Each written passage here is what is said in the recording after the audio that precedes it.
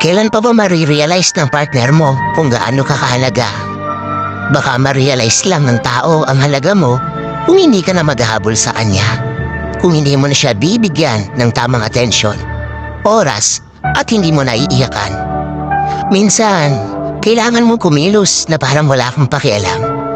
Iniisip kasi niya na hindi ka mapapagod dahil mahal na mahal mo siya. Totoo, pag mahal mo, hindi ka napapagod doon. Pero yung sakit na ipinaparamdam nila sa atin ang nagpapahina sa atin. Kung sino man ang nakakapanood nito, alam mo sa sarili mo kung gaano ka karapat-dapat. Kaya itigil mo na ang pagtuto sa taong hindi karapat-dapat sa iyo. Kung talagang mahal ka, hindi mo kailangang makiusap para sa kanilang oras. Kasi kung talagang gusto ka nila, buong puso nilang ibibigay. Kaya please,